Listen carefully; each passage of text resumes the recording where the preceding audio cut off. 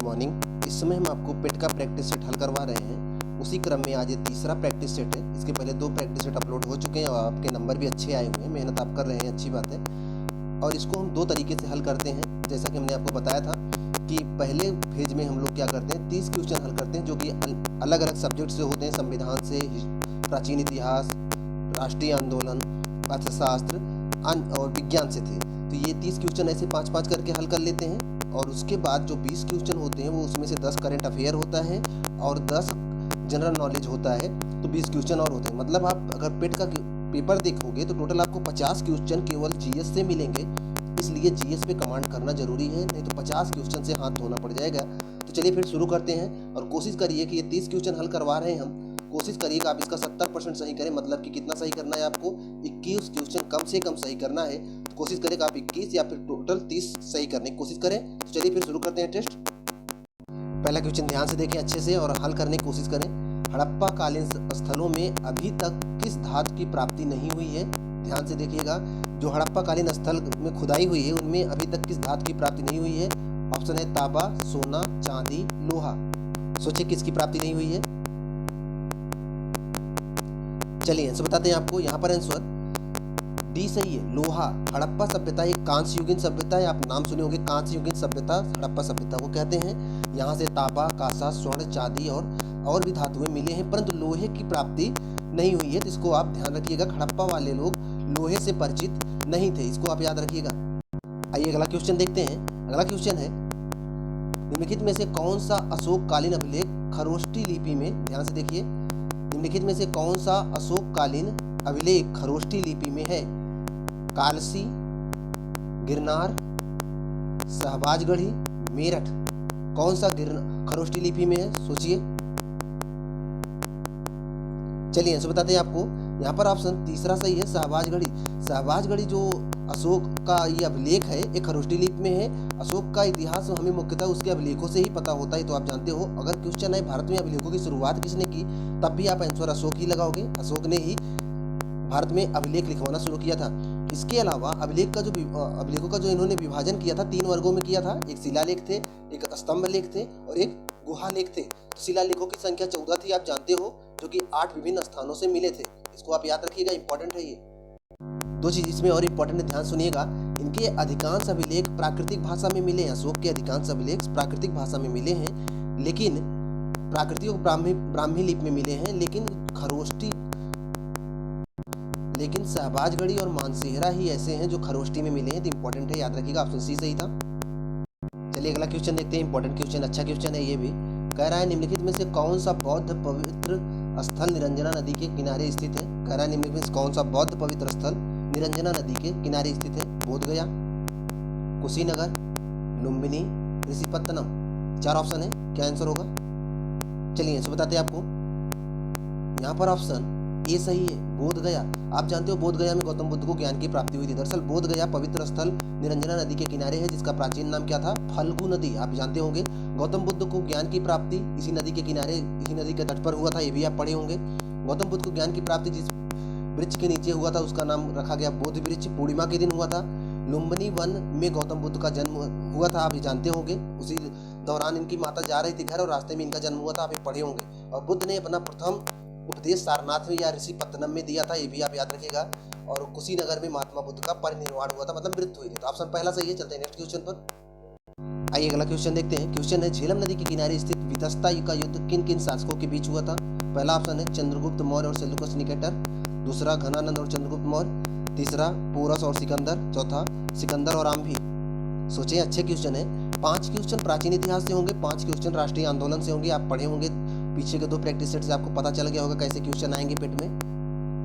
चलिए आंसर बताते हैं आपको। यहाँ पर आंसर तीसरा सही है, पोरस एवं सिकंदर के बीच हुआ था। दरअसल झेलम नदी के किनारे वितस्ता का युद्ध पोरस और सिकंदर के बीच हुआ था। इसे एक नाम से और जानते हैं, उसका नाम है हाइडे स्पीच का युद्ध। इसी युद्ध को हाइडे स्पीच के नाम से भी जाना जाता है, या फिर झेलम नदी का युद्ध, ये भी आप जानते रहिएगा। कब हुआ था? 326 ईसा पूर्व में हुआ था। और इस युद्ध में सिकंदर ने पोरस को पराजित कर दिया था, याद रखिएगा। और ये जो आप देख रहे हो घनानंद और चंद्रगुप्त, इसको भी थोड़ा सा बता देते हैं। चंद्रगुप्त मौर्य ने घनानंद को हराकर मौर्य वंश की स्थापना की थी मगध में, आप जानते होंगे। तो ऑप्शन यहाँ सी सही था, आपको पता होगा। पोरस और सिकंदर के बीच में हमने पूरा डिटेल बता दिया। चलते हैं नेक्स्ट क्वेश्चन पर। आइए अगला क्वेश्चन देखते हैं। क्वेश्चन अच्छा है, ध्यान से थोड़ा सा कॉन्सेप्ट क्लियर करके थोड़ा सा कॉन्सेंट्रेट होकर हल करेंगे तो एक भी क्वेश्चन गलत नहीं होगा। आज का प्रैक्टिस हो सकता है थोड़ा सा टफ हो, लेकिन अच्छा प्रयास करिए और अच्छा नंबर लाने की कोशिश करिए। क्वेश्चन है, अशोक के अभिलेखों में प्रयुक्त लिपि भाषा में कौन सा असत्य है? पूछ रहा है इसमें से कौन सा चारों में कौन सा गलत है। पहला है खरोष्टी, दूसरा ब्राह्मी, तीसरा अरमाइक और चौथा है संस्कृत। सोचिए, कॉमन सेंस का क्वेश्चन है, बहुत सरल क्वेश्चन है। चलिए आंसर बताते हैं आपको। यहाँ पर आंसर डी सही है। अशोक ने संस्कृत भाषा का प्रयोग किया ही नहीं था। कह रहा है कि अशोक के अभिलेखों में प्रयुक्त जो लिपियाँ प्रयुक्त हुई है, उनके अभिलेखों में जो उन्होंने अभिलेख लिखवाए हैं उसमें जो लिपियाँ लगी हुई हैं प्रयुक्त हुई हैं, जिस लिपि में उन्होंने लिखवाया है उसमें कौन सी लिपि प्रयोग नहीं हुई, तो संस्कृत वाली लिपि उसमें नहीं लगी है, मतलब संस्कृत का प्रयोग नहीं किया है, बस इतना आप जानते रहिएगा। दरअसल अशोक के अभिलेखों में प्रयुक्त लिपि की जो भाषा में संस्कृत असत्य है, क्योंकि अशोक का अभिलेख की भाषा ब्राह्मी, खरोष्टी, ग्रीक और अरमाइक है। ग्रीक एवं अरमाइक लिपि का अभिलेख अफगानिस्तान से मिला है। खरोष्टी लिपि का अभिलेख उत्तर पश्चिम पाकिस्तान से प्राप्त हुआ है। ब्राह्मी लिपि का जो अभिलेख मिला इन्हें शेष भारत से प्राप्त हुआ है। अशोक के अभिलेख पढ़ने में सबसे पहले सफलता जिन्हें मिली थी वो तो आप जानते होंगे, जेम्स प्रिंसप को मिला था। 1837 में उन्होंने अशोक के अभिलेख सबसे पहली बार पढ़ा था। चलते हैं नेक्स्ट क्वेश्चन पर। 5 क्वेश्चन प्राचीन इतिहास से हो गए हैं। 5 क्वेश्चन आपको राष्ट्रीय आंदोलन मतलब आधुनिक इतिहास से हल करने हैं। चलिए फिर इसको हल करते हैं। यहाँ दिया है सूची 1 को सूची 2 से सुमेलित करना है, तो आप ऑप्शन के हिसाब से सुमेलित करके आंसर बताइए। चलिए क्वेश्चन ध्यान से देखें। कह रहा है कि सूची 1 को सूची 2 से सुमेलित कीजिए। मतलब कह रहा है कि पहले का इन चारों में से कौन सा ऑप्शन मार्ले मिंटो सुधार से कौन सा संबंधित है? देशव्यापी आंदोलन संबंधित है, असहयोग आंदोलन संबंधित है, सांप्रदायिक निर्वाचन संबंधित है कि नमक अवैध निर्माण संबंधित है? तो आपको ये समझना है कौन सा सही हो सकता है। उसके हिसाब से आपको यहाँ पर ये ABCD के जो आंसर है इन्हें ही चुनना है। कौन सा सही हो सकता है आप ये सोच के बताइए। चलिए आप वीडियो रोक के सोच लीजिएगा, हम आपको आंसर बताते हैं। यहाँ पर आंसर डी सही है, चौथा सही है। चलिए इसको थोड़ा हल करके बताते हैं। मार्ले मिंटो सुधार जो लाया गया था 1909 में, इसके तहत उन लोगों ने पृथक निर्वाचन लाया था, मतलब सांप्रदायिक निर्वाचन, मतलब हिंदुओं के बीच से हिंदू लड़ेंगे, वोटिंग हिंदू करेंगे, मुसलमानों के बीच से मुसलमान लड़ेंगे, वोटिंग मुसलमान करेंगे। ये सांप्रदायिक जो निर्वाचन आया था मार्ले मिंटो 1909 में आया था। इसे ही वोट डालो राज करो की नीति भी कहा जाता है। तो ये ऑप्शन तीसरा सही हो जाएगा पहले का। उसके बाद साइमन कमीशन जब आया था तो पूरे देश में आंदोलन हुआ था। श्वेत कमीशन इसे कहा जाता है। पूरे देश में आंदोलन हुआ था। दूसरा का ऑप्शन बी का पहला सही हो जाएगा। देशव्यापी आंदोलन शुरू हो गया था, लोग इसका विरोध कर रहे थे, आप पढ़े होंगे। चौरी चौरा घटना जो हुई थी, सी का जो इसमें सही होगा, दूसरा सही होगा। असहयोग आंदोलन, गांधी जी ने जब चौरी चौरा घटना हुई थी कि चौरी चौरा नामक स्थान पर एक थाने में पुलिस को जला दिया गया था, तो गांधी जी इससे बहुत दुखी हुए थे, उन्होंने असहयोग आंदोलन को वापस ले लिया था, पढ़े होंगे इसको। उसके बाद जो बच रहा है दांडी मार्च, ये नमक कानूनों के विरुद्ध था, आप इसको पढ़े होंगे। अगर एक भी मैच करा लेते तब भी सही हो जाता। तो यहाँ पर ऑप्शन डी सही है। चलते हैं नेक्स्ट क्वेश्चन पर। आइए अगला क्वेश्चन देखते हैं। क्वेश्चन है, वायसराय लॉर्ड इरविन और गांधी जी के द्वारा प्रस्तुत 11 सूत्री मांग पर कोई विचार न करने की स्थिति में नमक सत्याग्रह की शुरुआत कब किया गया था? ऑप्शन है 12 मार्च 1930, 6 अप्रैल 1930, 15 मार्च 1930, 10 अप्रैल 1930। सोचिए। चलिए आप सोच लिए होंगे, हम आपको आंसर बताते हैं। यहाँ पर ऑप्शन दूसरा सही है, 6 अप्रैल 1930 को। दरअसल नमक सत्याग्रह की शुरुआत 6 अप्रैल 1930 को होती है और गांधी जी 12 मार्च 1930 को साबरमती आश्रम से दांडी मार्च की यात्रा शुरू करते हैं और 6 अप्रैल को नमक सत्याग्रह की शुरुआत होती है। आप इसको याद रखिएगा। उसके बाद क्या होता है, अगले साल 5 मार्च 1931 को गांधी और इरविन के बीच में समझौता हो जाता है और गांधी जी क्या करते हैं, सविनय अवज्ञा आंदोलन वापस ले लेते हैं, जिसे 1930 में उन्होंने शुरू किया था। यहाँ पर आपका ऑप्शन बी सही था। चलते हैं नेक्स्ट क्वेश्चन पर। आइए बहुत मशहूर क्वेश्चन है, ध्यान से देखिए गड़बड़ ना हो। 1857 की क्रांति को किससे जोड़ा जाता है? कमल एवं चपाती, कमल एवं गेंदा, कमल एवं गुलाब, चपाती एवं तलवार। बहुत बार पूछा गया, बहुत मशहूर क्वेश्चन है। हो सकता है आप पहली बार सुन रहे हो, लेकिन बहुत मशहूर क्वेश्चन है ये। चलिए आंसर बताते हैं आपको। यहाँ पर पहला ऑप्शन सही है, कमल एवं चपाती। क्रांति के प्रचार के रूप में कमल का फूल और रोटी देकर लोग एक दूसरे के पास भिजवाते थे क्रांति को जागृत रखने के लिए। तो ऑप्शन ए सही है। अगर बात करें 1857 की क्रांति को, तो 10 मई 1857 की क्रांति जो 10 मई को शुरू हुई थी, इसको शुरू किया था मेरठ की एक पैदल टुकड़ी ने, जिसका नाम जो थी 20 NI, जो कि क्रांति 20 NI थी, जो उस टुकड़ी का नाम था। और उसने कहाँ से शुरुआत की थी? मेरठ से शुरू की थी। आप इसको याद रखिएगा। आइए अगला क्वेश्चन देखते हैं। अच्छा क्वेश्चन है, पूरे 5 क्वेश्चन राष्ट्रीय आंदोलन से ही हैं, ध्यान दीजिएगा। हंटर आयोग का गठन किस लिए हुआ था? पहला ऑप्शन है संवैधानिक सुधार के लिए, दूसरा ऑप्शन है भारतीय प्रशासनिक व्यवस्था को सुदृढ़ बनाने के लिए, तीसरा ऑप्शन है जलियांवाला बाग हत्याकांड की जांच के लिए, चौथा ऑप्शन है मोपला विद्रोह की जांच के लिए। सोचिए। चलिए ऐसे बताते हैं आपको, यहाँ पर ऑप्शन तीसरा सही है। जलियांवाला बाग जो हत्याकांड हुआ था उसकी जांच के लिए हंटर आयोग का गठन हुआ था। दरअसल जलियांवाला बाग हत्याकांड जो हुआ था वो 13 अप्रैल 1919 को हुआ था। जलियांवाला बाग हत्याकांड में हंसराज नामक एक भारतीय था, उसने जनरल डायर की सहायता की थी, इसी वजह से ये हत्याकांड होता है। आइए चलते हैं नेक्स्ट क्वेश्चन पर। क्वेश्चन ये भी अच्छा है, ध्यान से देखिए। भारतीय राष्ट्रीय कांग्रेस के प्रथम अधिवेशन में निम्नलिखित में से किसकी पदावधि में हुआ था, मतलब किसने अध्यक्षता की थी, ये पूछा जा रहा है। भारतीय राष्ट्रीय कांग्रेस का प्रथम अधिवेशन में Lord Curzon.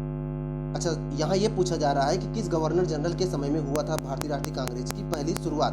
Lord Curzon, Lord Dufferin, Lord Lytton, Lord Ripon. 4 option है, सोचिए। सरल क्वेश्चन है, कठिन नहीं है ये। चलिए ऐसे बताते हैं आपको, आप पढ़े होंगे। ऑप्शन दूसरा सही है। लॉर्ड डफरिन के समय में भारतीय राष्ट्रीय कांग्रेस की स्थापना हुई थी। डफरिन ने ही इसकी स्थापना करवाया भी था, इसको आप जानते रहेगा।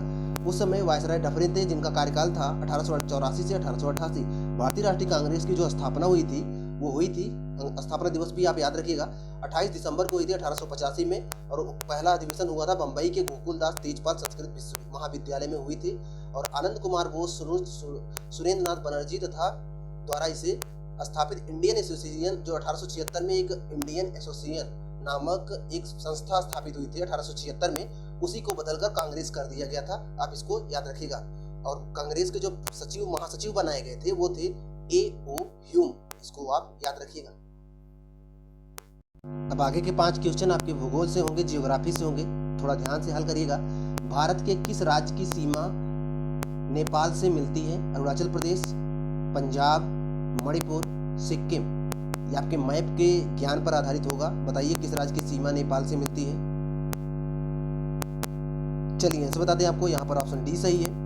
सिक्किम की सीमा नेपाल से मिलती है। आप मैप जरूर देखे होंगे, भारत का मैप जो बनता है, थोड़ा सा मैं कोशिश कर रहा हूँ, आप देखिए।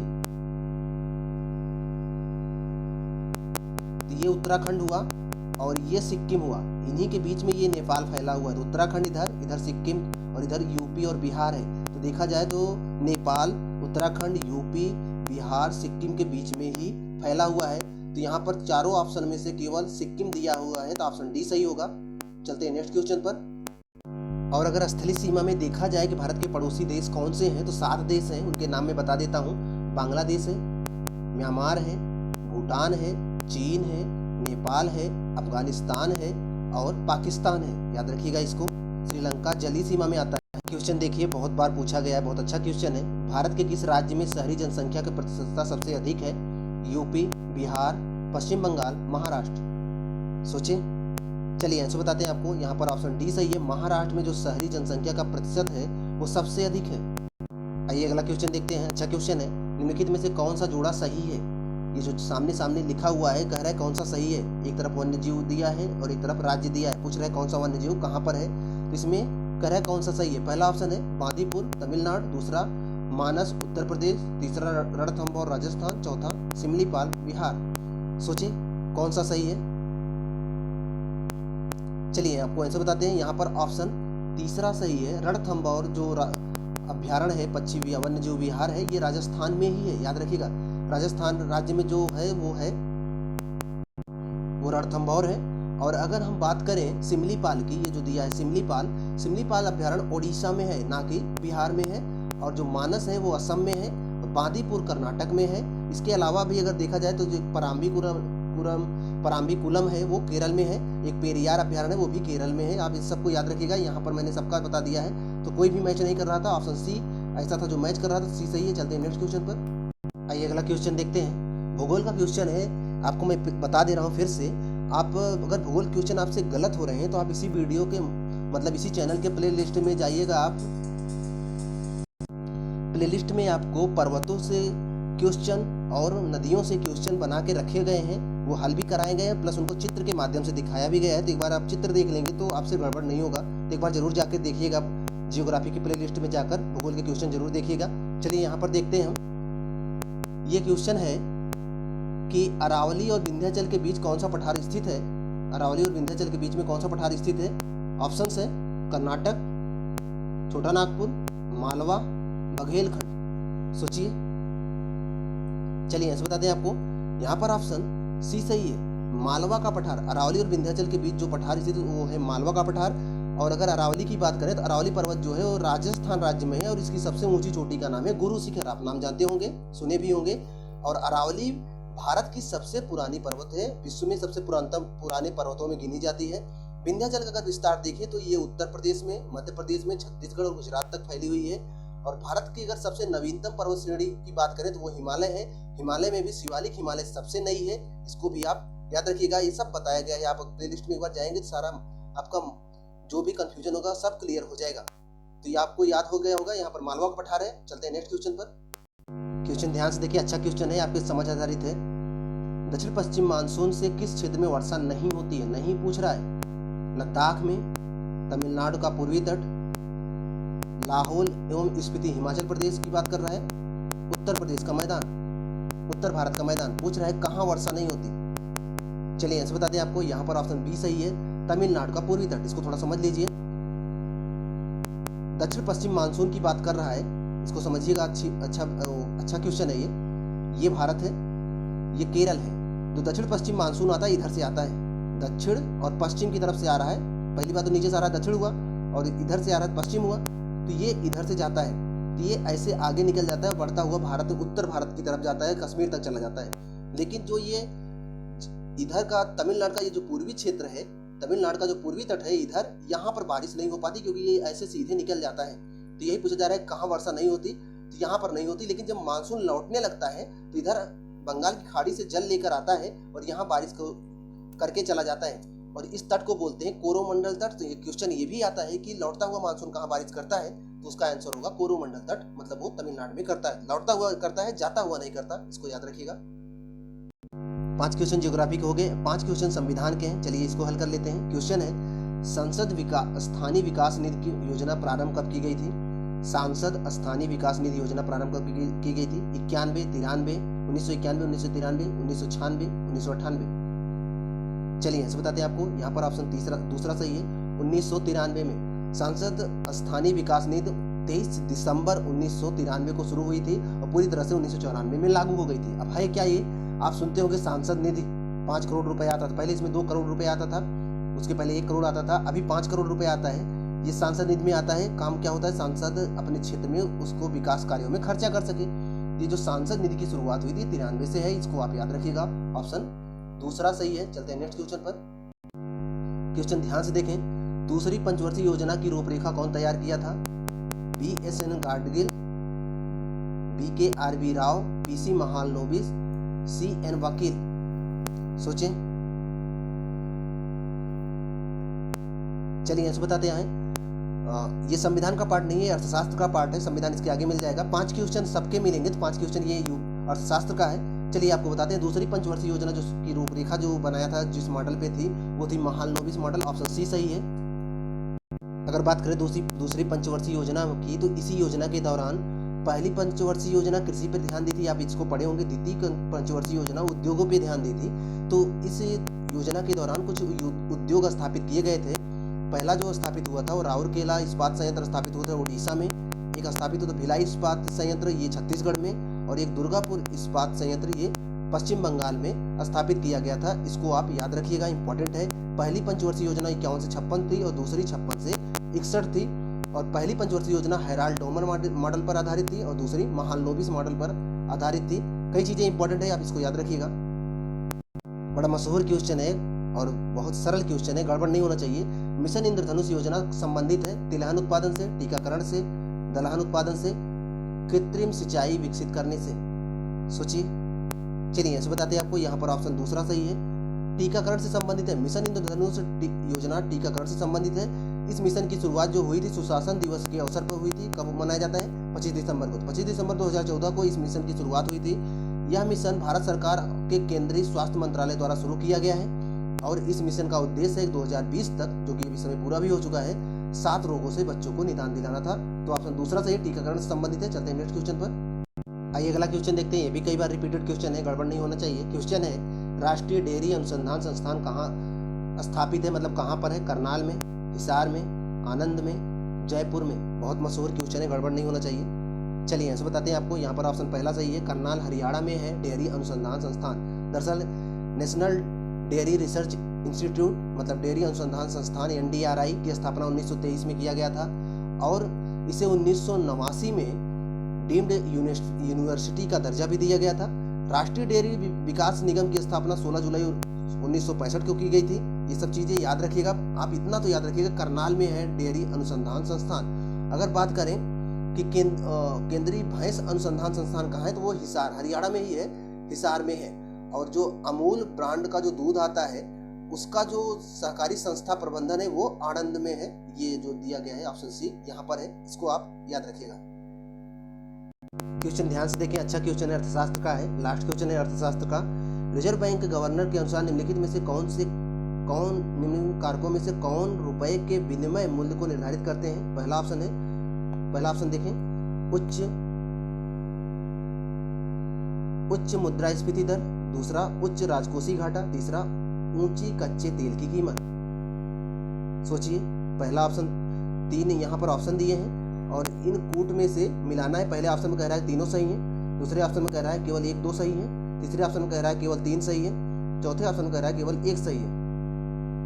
चलिए आंसर बताते हैं आपको। यहाँ पर पहला ऑप्शन सही है, तीनों सही है। दरअसल रिजर्व बैंक उच्च मुद्रास्फीति में क्या होता है, मुद्रा का दाम कम हो जाता है, वस्तुओं की कीमत बढ़ जाती है, तो मुद्रा का विनिमय करना जरूरी है। पहला तो सही है। दूसरा, राजकोषीय घाटा चल रहा है, तब भी मुद्रा का विनिमय मूल्य को निर्धारित करना RBI के लिए जरूरी है, तभी संतुलित किया जा सकता है। और तीसरा, आपके यहाँ पर अगर तेल की कीमतें बढ़ जाएगी, तेल हम बाहर से खरीदते हैं, तो हमारे यहाँ पर विदेशी मुद्रा घट जाएगी, तब भी मुद्रा का विनिमय करना जरूरी है। तो ऑप्शन तीसरों सही है, इंपॉर्टेंट है, याद रखिएगा आप इसको। आइए पॉलिटी में चलते हैं। पॉलिटी में हमने आपको बहुत बेहतर तरीके से बताया भी है। कोशिश करिएगा पॉलिटी के सभी क्वेश्चन सही हो जाएं, गड़बड़ ना हो। तो पहला क्वेश्चन देखते हैं। कह रहा है निम्नलिखित में से कौन संविधान का संघीय लक्षण नहीं है? नहीं है, ध्यान दीजिएगा, नहीं कह रहा है। तो यहाँ पर ऑप्शन है केंद्र एवं राज्यों के मध्य शक्ति का विभाजन, दूसरा है राज्यपाल का पद, तीसरा स्वतंत्र न्यायपालिका, चौथा संघ एवं राज्य में अलग अलग चुनी गई सरकारें। कह रहा है कौन सा संघीय लक्षण नहीं है, सोच के बताइए आप। चलिए आप सोच लिए होंगे, हम आपको आंसर बताते हैं। यहाँ पर ऑप्शन बी सही है, राज्यपाल का पद जो है संघीय लक्षण में नहीं आता। संघीय लक्षण मतलब कि जैसे आप पढ़ते हो ना, भारत राज्यों का संघ है, मतलब भारत के राज्य मिलकर संघ बनाते हैं। संघ में भी एक सरकार है, राज्य में भी एक सरकार है, दोनों मिलकर काम करते हैं। तो दोनों मिलकर काम करते हैं तो शक्तियों का विभाजन होना चाहिए। कुछ शक्तियां राज्य को मिलनी चाहिए, कुछ शक्तियां केंद्र को मिलनी चाहिए। तो हमारे देश में मिला हुआ है। पहला तो सही है, केंद्र और राज्य के बीच शक्तियों का विभाजन। दूसरा, स्वतंत्र न्यायपालिका, राज्य की भी एक स्वतंत्र न्यायपालिका होती है और केंद्र की भी एक स्वतंत्र न्यायपालिका होती है। दोनों एक दूसरे के कार्यों में हस्तक्षेप नहीं करते, सब अपना स्वतंत्र होकर कार्य करते हैं। और जो ऑप्शन डी दिया है, संघ एवं राज्य में अलग अलग चुनी गई सरकारें। संघ की अपनी सरकार होती है, वो अपना काम करती है, राज्य की अपनी सरकार होती है, अपना काम करती है, उनके विषय अलग दिए गए हैं। लेकिन जो राज्यपाल का पद है, केंद्र राज्य के लिए राज्यपाल है लेकिन केंद्र के राज्यपाल नहीं है, मतलब दोनों में ये अलग नहीं कर पाता है। तो ऑप्शन बी सही है, एक प्रकार से केंद्र के एजेंट के रूप में राज्यों में रहता है, तो ये संघ की व्यवस्था के अंतर्गत नहीं आता। तो ऑप्शन बी सही है। चलते हैं नेक्स्ट क्वेश्चन पर। आइए अगला क्वेश्चन देखते हैं। इसके बारे में हमने आपको बताया भी है। मूल संविधान में किसका उल्लेख नहीं था? ध्यान से देखिए क्वेश्चन है, मूल संविधान में किसका उल्लेख नहीं था? मंत्रिपरिषद, मंत्रिमंडल, प्रधानमंत्री, संसद। चलिए आंसर बताते हैं आपको। यहाँ पर ऑप्शन दूसरा सही है, मंत्रिमंडल का उल्लेख नहीं था। आप जनरली एलिमिनेट करके भी इसे सही कर सकते थे, क्योंकि संसद तो था ही था, तो ये तो होगा नहीं। प्रधानमंत्री तो होते ही थे, ये भी होगा नहीं। मंत्रिपरिषद और मंत्रिमंडल में अंतर था, तो मंत्रिपरिषद का एक छोटा सा रूप मंत्रिमंडल होता है, तो आप इसे अलग कर सकते थे, ये नहीं था। दरअसल इसे 44वें संविधान संशोधन मोरारजी देसाई ने 1978 में जोड़ा था और यह संविधान के अनुच्छेद 352 में इसका एक बार प्रयोग किया गया है, तो ये नहीं था। तो अभी 1978 में जोड़ा गया, तो ऑप्शन बी सही है। चलते हैं नेक्स्ट क्वेश्चन पर। देखिए ये बहुत महत्वपूर्ण क्वेश्चन है, बहुत मशहूर क्वेश्चन है, आपसे गड़बड़ नहीं होना चाहिए, बहुत बार समझाया गया है आपको। ये भारत के सर्वोच्च न्यायालय ने संविधान के आधारभूत ढांचे के सिद्धांत को कब स्पष्ट किया था? ऑप्शन है गोलकनाथवाद 1967, सज्जन सिंहवाद 1965, शंकरी प्रसादवाद 1951, केशवानंद भारतीवाद 1973। सोचें। चलिए आपको आंसर बताते हैं। यहाँ पर ऑप्शन डी सही है, केशवानंद बनाम केरल राज्य, जो कि केशवानंद भारती केरल के राज्य के एक मठाधीश थे। उन्हीं के वाद में सर्वोच्च न्यायालय ने कहा था कि संसद संविधान के मौलिक अधिकारों में या फिर मौलिक अधिकारों में संशोधन कर सकती है, लेकिन मूल ढांचे को नहीं बदल सकती। तो मूल ढांचा क्या था उस समय तो नहीं बताया, लेकिन धीरे धीरे बाद में उन्होंने कुछ न कुछ बताया है, लेकिन उस समय नहीं बताया। उस समय केवल मूल ढांचे का सिद्धांत दिया था। कि पूछा जाता है पहली बार कब सिद्धांत दिया था, तो इसको आप याद रखिएगा। मूल ढांचे का सिद्धांत केशवानंद केस में 1973 में आया था, याद रखिएगा।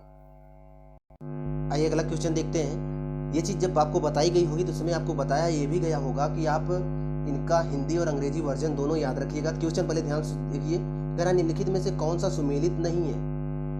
नहीं है बोला है।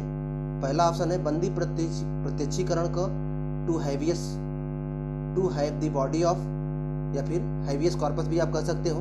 दूसरा है परमादेश, वी कमांड। तीसरा है प्रतिषेध, टू बी सर्टिफाइड।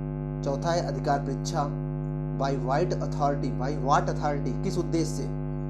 तो कह रहा है कौन सा सुमेलित नहीं है। चलिए आंसर बताते हैं आपको। यहाँ पर ऑप्शन तीसरा जो है वो सुमेलित नहीं है। प्रतिषेध जो है ये सुमेलित नहीं है। प्रतिषेध को बोलते हैं प्रोहिबिशन। तो यहाँ पर दिया है टू बी सर्टिफाइड, ये गलत दिया है, बाकी सब सही है। दरअसल सर्वोच्च न्यायालय या फिर उच्च न्यायालय मूल अधिकारों के हनन पर 5 प्रकार के रिट जारी करता है। ये वही रिट दिए हुए हैं, इधर हिंदी नाम है उधर अंग्रेजी नाम है। पूछ रहा है कौन सा अंग्रेजी नाम उससे मैच नहीं कर रहा है, तो ये ऑप्शन सी वाला मैच नहीं कर रहा है, इसको आप याद रखिएगा। ये जो to have the body of है, इसका मतलब ही है हैवियस कॉर्पस, आप इसको याद रखिएगा। और दूसरा जो ये परमादेश है लिखा है वी कमांड, इसका मतलब ही है मैंडामस। लेकिन ये जो सी वाला प्रतिशोध है ये सर्टिफाइड नहीं होता है, इसका प्रोहिबिशन ही होता है। तो ऑप्शन सी सही है। चलते हैं नेक्स्ट क्वेश्चन पर। और यहाँ आपको एक बात और बता दें कि सर्वोच्च न्यायालय अनुच्छेद 32 के तहत रिट जारी करता है और उच्च न्यायालय अनुच्छेद 226 के तहत रिट जारी करता है, दोनों याद रखिएगा आप। यहाँ पर क्वेश्चन ये है कि सूची 1 को सूची 2 से उनके अनुच्छेदों से सुमेलित करना है। ध्यान से देख के सुमेलित करिए और आंसर बताइए। आप देख के आंसर टिक करें कौन सा हो सकता है। यहाँ पर दिया हुआ है नियंत्रक महालेखा परीक्षक वित्त आयोग, नियंत्रक महालेखा परीक्षक वित्त आयोग, प्रशासनिक अधिकरण, संघ लोक सेवा आयोग। इधर ऑप्शन दिया है 315, 280, 148, 323 से। तो कौन सा ऑप्शन किससे मैच कर रहा है, उसी के हिसाब से इन चारों ऑप्शनों में से एक ऑप्शन आपको सही ढूंढना है। तो सोचिए कौन सा होगा। चलिए हम आपको आंसर बता देते हैं, मैच करवाइए। यहाँ पर ऑप्शन ए सही होगा। नियंत्रक महालेखा परीक्षक जो होता है वो संविधान के अनुच्छेद 148 में तीसरा सही होगा, वित्त आयोग 280 में दूसरा सही होगा, और संघ लोक सेवा आयोग जो है वो है अनुच्छेद 315 में, ये भी सही होगा। तो वो जो बच रहा है प्रशासनिक अधिकरण वो 323A में होगा। तो ऑप्शन ए सही है। चलते हैं नेक्स्ट क्वेश्चन पर। अगला क्वेश्चन देखेंगे, 2-3 बार आ चुका है पेपर में क्वेश्चन, तो सोचिए कोशिश करिएगा ये गलत ना हो क्योंकि ये रिपीटेड क्वेश्चन है। एड्स का विषाणु इनमें से किसकी वृद्धि को प्रभावित करता है जिसकी वजह से एड्स इतना खतरनाक हो जाता है। ऑप्शन है रक्त में टी कोशिकाओं की, ऑप्शन दूसरा है मस्तिष्क में घूसर कोशिकाओं की, ऑप्शन तीसरा है रक्त में लाल कणिकाओं की, ऑप्शन चौथा है हीमोग्लोबिन की। किसको प्रभावित करता है? चलिए आंसर बताते हैं आपको। यहाँ पर ऑप्शन पहला सही है, टी कोशिकाओं की। टी कोशिकाओं, दरअसल टी कोशिकाएं क्या होती है, एक प्रमुख लिम्फोसाइट होती हैं। लिम्फोसाइट एक प्रकार का श्वेत रक्त कोशिका WBC ही है, और टी कोशिकाएं अपने निर्माण के बाद थाइमस ग्रंथि में चली जाती हैं जहां पर इनका विकास होता है, इसलिए इनका पहला नाम टी से रखा गया है। अब लिम्फोसाइट का काम क्या होता है? लिम्फोसाइट श्वेत रक्त कणिकाओं में पाया जाता है या प्रतिरक्षी होता है, प्रतिरक्षी का निर्माण करता है, मतलब कि बॉडी में जो बीमारियों से लड़ने वाली जो शक्ति होती है वो लिम्फोसाइट ही उसे बनाता है। और एड्स का जो वायरस है HIV वो इसे प्रभावित करता है। और HIV एड्स का जो अगर आप पूरा नाम जानना चाहो तो उसका नाम है एक्वायर्ड इम्यूनोडेफिशिएंसी सिंड्रोम। तो ये किसको प्रभावित करता है? टी कोशिकाओं करता है। आप इसको याद रखिएगा, बहुत बार ये पूछा गया है। टी कोशिकाएं को एड्स का वायरस किसे प्रभावित करता है? तो टी कोशिकाओं का ऑप्शन ये सही है। क्वेश्चन ध्यान से देखिए, क्वेश्चन अच्छा है। 3 से 4 वर्ष के बच्चों में कौन से दांत नहीं होते? 3-4 साल के जो बच्चे होते हैं उनके अंदर कौन सा दांत नहीं होता? कृंतक, रदनक, रक्षक, अग्रचवर्णक, चवर्णक। सोचिए। चलिए आंसर बताते हैं आपको। यहाँ पर ऑप्शन डी सही है, चवर्णक दांत। हमारे मुंह में जो सबसे पीछे अंदर गले के पास वाला जो दांत होते हैं उन्हें चवर्णक बोलते हैं। उनके आगे वाले को अग्रचवर्णक, उसके आगे वाले को रदनक, और उसके आगे वाले जो सबसे आगे 2 दांत दिखते हैं ऊपर नीचे, ये काटने वाले जो 2 दांत होते हैं इन्हें कृंतक दांत बोलते हैं। तो याद रखिएगा। और जो लास्ट में अंदर की तरफ होते हैं, यहाँ पीछे आपको जो मिलेंगे वो मिलते हैं, उन्हें बोलता जाता है चवर्णक। तो 3-4 साल के जो बच्चे होते हैं उनके अंदर ये चवर्णक दांत नहीं होते। ऑप्शन डी सही है। और अगर दांतों की हम बात करें तो दांतों की कुल संख्या मनुष्यों में 32 होती है, जिसमें से 20 दांत दोबारा उगते हैं क्योंकि उन्हें दूध का दांत कहा जाता है, 2 बार आते हैं। बाकी जो 12 दांत बचे हुए होते हैं वो एक ही बार आते हैं। दांत का ऊपरी परत चमकीला होता है, उसे इनेमल कहते हैं। और दांत में अगर दांत के प्रकार की बात करें, 4 प्रकार के हिंदी नाम बता दिए थे, अंग्रेजी नाम भी है इंसाइजर, कैनाइन, मोलर एवं प्रीमोलर। याद रहेगा आपको। आइए अगला क्वेश्चन देखते हैं। अच्छा क्वेश्चन है। धावन सोडा का रासायनिक नाम पूछा जा रहा है। ऑप्शन है potassium disulphate, sodium sulphate, sodium bicarbonate, sodium carbonate. सोचें।